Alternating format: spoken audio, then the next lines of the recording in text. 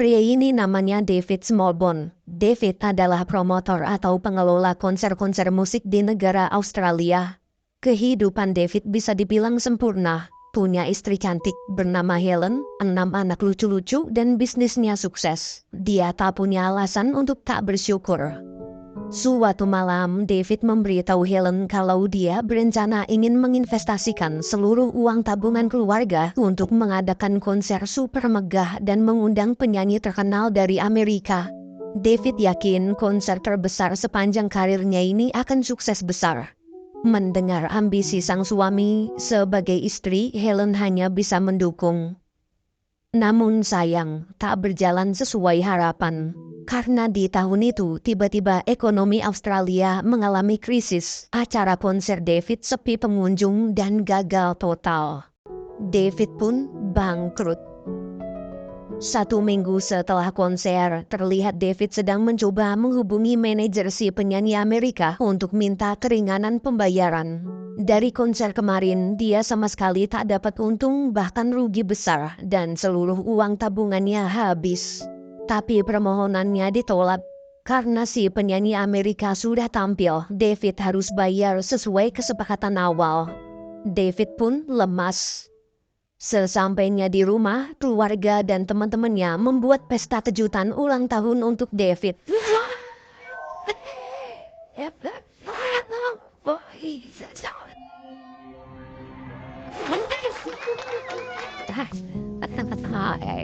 Let's party.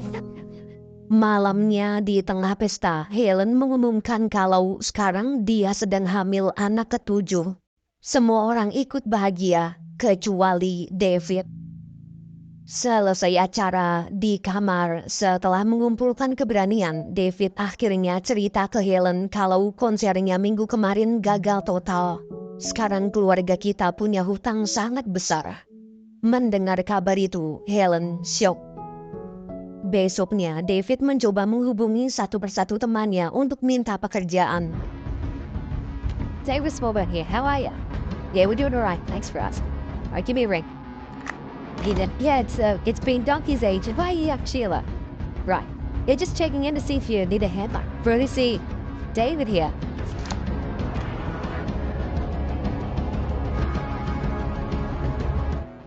Hey, man. Alhamdulillah, ada satu teman yang menawarkan pekerjaan, tapi di Amerika. Jika berminat, minggu depan David bisa berangkat ke Amerika dan menemuinya di kota Nashville. Besoknya, David diskusi dengan Helen. David janji kita hanya butuh waktu 2 tahun. Setelah 2 tahun, saat ekonomi keluarga kita sudah stabil, maka kita bisa pulang ke Australia lagi. Meski berat, Helen memutuskan percaya pada suaminya. Beberapa hari kemudian, setelah menjual rumah untuk bayar hutang dan ongkos pergi, David sekeluarga pamitan ke kakek nenek. Sebelum pergi, ibu memberikan surat pada Helen, lalu berpesan bacalah surat itu saat sampai di Amerika. Ketika semua siap, keluarga David pun berangkat. Sesampainya di Amerika, waktu petugas imigrasi bertanya berapa lama keluarga David akan tinggal, David menjawab 6 bulan. Tapi salah satu anaknya malah keceplosan bilang 2 tahun. Petugas yang curiga lalu membawa mereka ke ruang pemeriksaan. Sebenarnya karena uangnya tak cukup, David hanya mengurus visa selama 6 bulan. Lewat 6 bulan, dia terpaksa harus jadi imigran gelap dulu sampai 2 tahun. Beruntung waktu petugas membongkar Hooper, dia menemukan surat dari ibu. Saat dibaca, di suratnya tertulis, sampai jumpa 6 bulan lagi. Berkat surat ibu itu, petugas akhirnya percaya lalu mengizinkan mereka lewat. Sayangnya, karena terlalu lama diperiksa, mereka ketinggalan pesawat dan harus naik kereta. When it's already been light, feels good. And this just thing about you is, I was alive in a white. Traffic Kansas City Union Station. Malam hari di stasiun transit, David berusaha menghubungi temannya dari telepon umum. Harusnya mereka bertemu 2 hari kemarin, tapi dia baru datang sekarang gara-gara ketinggalan pesawat. Karena tak ada jawaban, David pun melanjutkan perjalanan. Besok malam saat sampai di rumah kontrakan, semua kaget kenapa rumahnya kosong, tak ada barang. Helen yang tak ingin anak-anaknya sakit pun menyusun baju untuk dijadikan alas tidur. Keesokan harinya, David pergi menemui temannya. Tapi sebelum sempat menanyakan kerjaan, temannya memberitahu kalau dia telah memberikan pekerjaannya pada orang lain karena kemarin David tak datang padahal udah ditungguin. Mendengar itu, David terdiam lemas.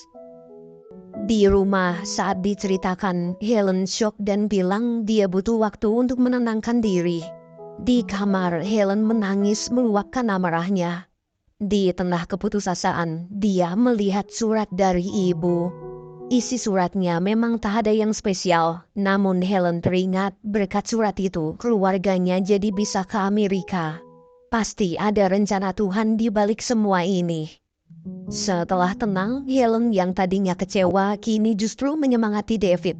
Sudah tak ada pilihan lain, keluarga kita harus bergandengan tangan dan berjuang bersama-sama di sini.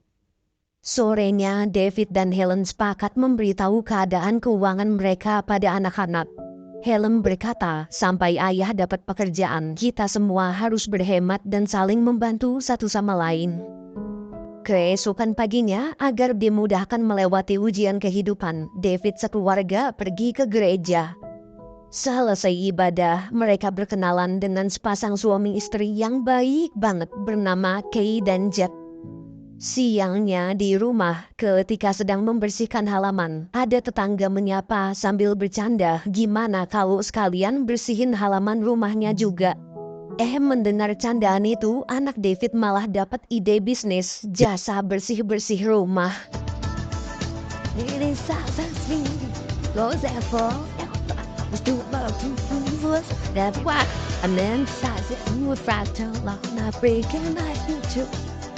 Miracles will happen.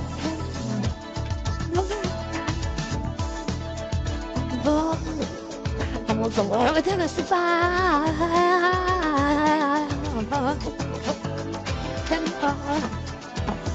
Yeah, 7, 8, 3, wow. Shoot the ball, wow. Yeah. Helen, we got another job. Never got a little, yeah. What?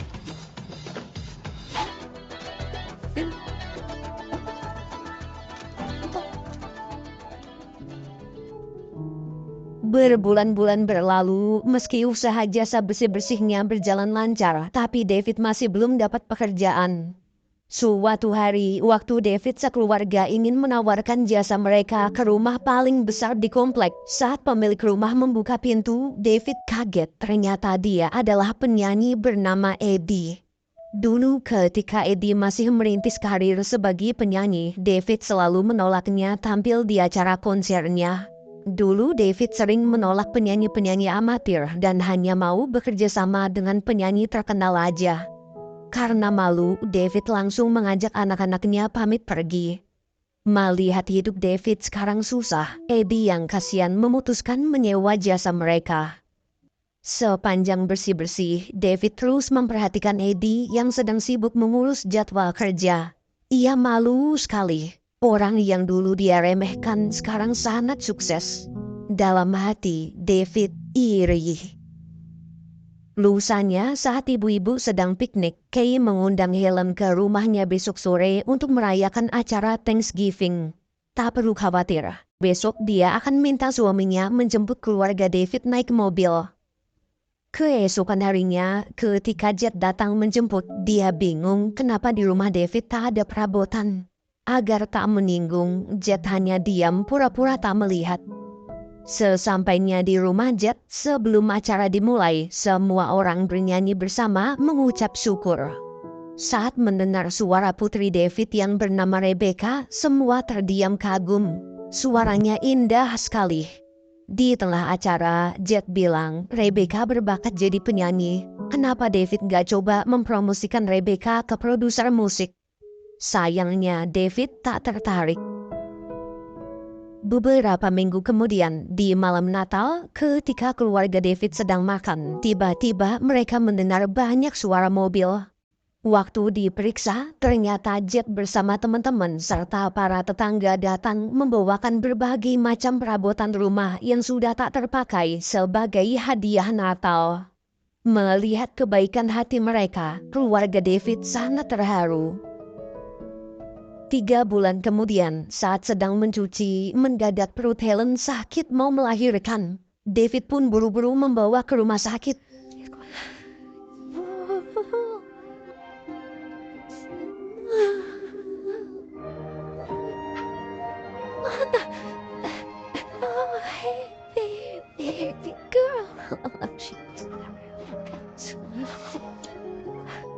Anak ke-7 lahir dengan selamat. Namun kebahagiaan David seketika hilang saat dia melihat tagihan rumah sakit yang begitu mahal. Karena tak sanggup membayar, David memohon agar pihak rumah sakit mau memberinya keringanan. Ia janji walaupun harus mencicil, dia pasti akan melunasi tagihannya. Petugas rumah sakit yang kasihan pun memberi keringanan. Tak hanya mengizinkan dicicil, David juga hanya perlu membayar setengah tagihannya aja. Mendengar itu, David lega. Tapi anehnya, waktu si petugas ingin membuatkan tagihan baru, dia bingung kenapa di komputer status tagihan David dinyatakan sudah lunas. 3 hari kemudian, sepulang ke rumah, David dan Helen disambut ke-6 anak mereka. Di sana juga ada Kay dan Jet yang datang berkunjung. Ketika semua masuk, David mengajak Jet bicara berdua. David bilang dia tahu pasti Jet yang telah membayar tagihan rumah sakitnya. Bukannya berterima kasih, David malah marah. Ia menyuruh Jet berhenti membantunya. Awalnya David masih bisa terima. Ia bersyukur punya teman sebaik Jet padahal mereka baru kenal. Tapi lama-kelamaan harga dirinya sebagai kepala keluarga hancur. Mulai sekarang tolong jangan terlalu membantunya. Ia bisa menjaga keluarganya sendiri.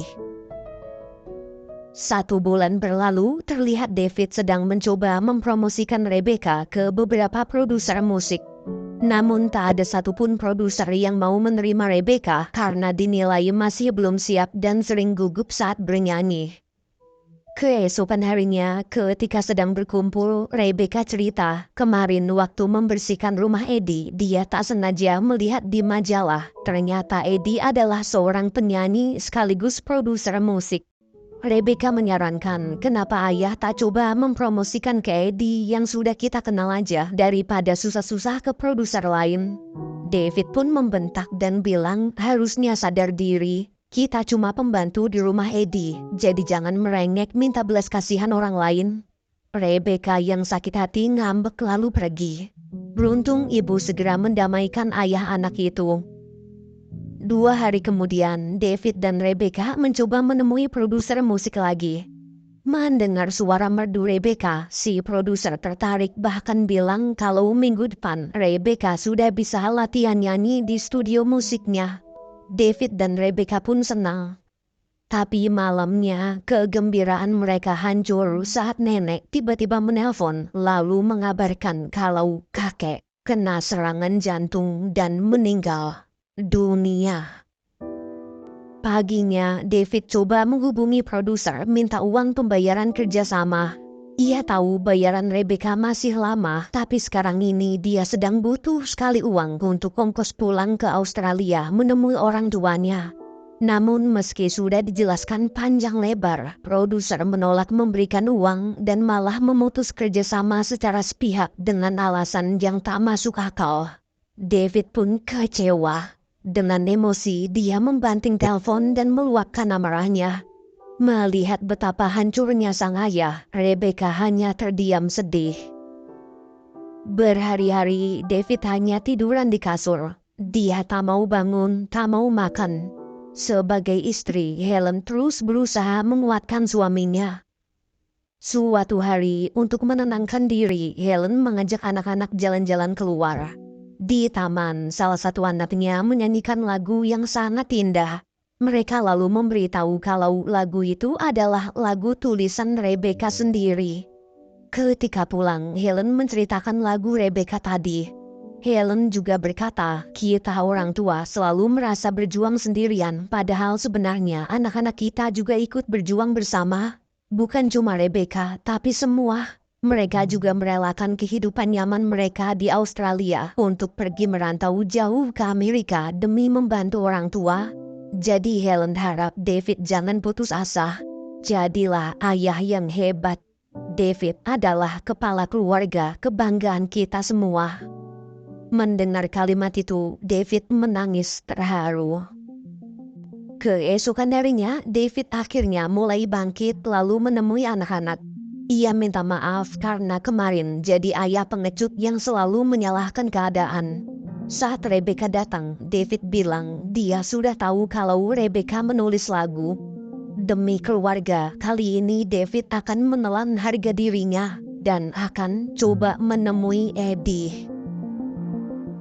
Besoknya, setelah bicara, David membuat janji dengan Eddie untuk datang ke gereja melihat penampilan Rebecca. David juga sudah baikan sama Jet dan minta Jet ikut memainkan piano untuk mengiringi Rebecca. Tak lama kemudian, Eddie bersama temannya datang. Grant me serenity, change what I can, as you can shine. It's beautiful.